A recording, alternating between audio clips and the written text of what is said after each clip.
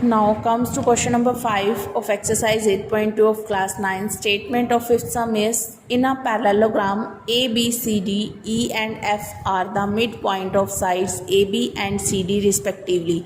Show that the line segment AF and EC trisect the diagonal BD. आपको एक parallelogram given है, उसके अंदर उसने क्या है, E और F क्या है, मिड पॉइंट है AB और CD साइड के.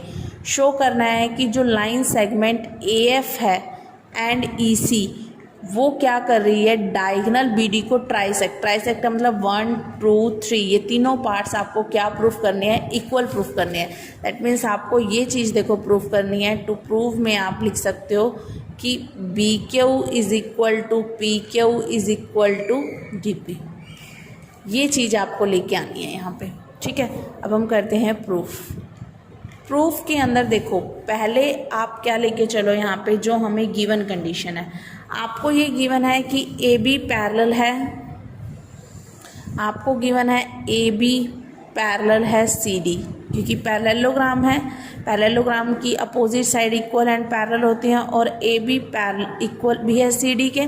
ठीक है, अगर मैं ये पैरेलल है तो हाफ ऑफ AB पैरेलल होगा हाफ ऑफ CD के और हाफ ऑफ AB इक्वल होगा हाफ ऑफ CD के.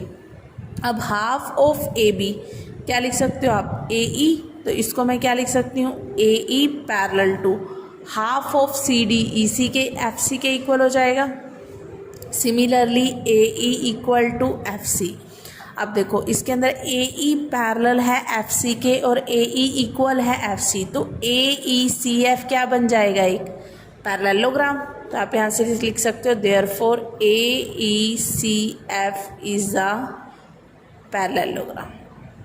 रीज़न आप ये बता सकते हो क्योंकि उसके अपोजिट साइड क्या है, इक्वल है. अगर ये पैरेललोग्राम है तो AF पैरेलल होगा EC के, therefore AF parallel to EC. Reason opposite side of parallelogram. Clear. अब ये प्रूफ हो गया कि AEFC एक क्या है, पैरेललोग्राम है. अब से इक्वेशन नंबर हमने इसे सेलेक्ट कर लिया फर्स्ट.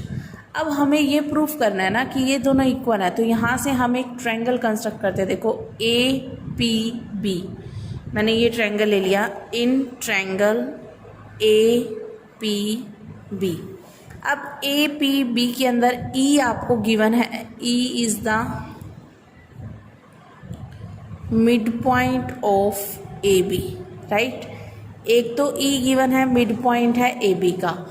दूसरा इसके अंदर आपको क्या लेके चलना है यहाँ पे कि आपने ये ले लिया ना, APB लिया है, इसके अंदर E तो आपने मिड पॉइंट ले लिया, और दूसरी कंडीशन आपको यहाँ क्या लेनी है कि EQ किसके पैरेलल है, AP के, and EQ parallel to AP.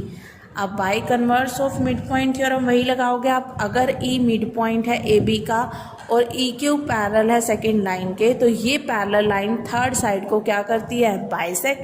तो देयरफॉर Q इज द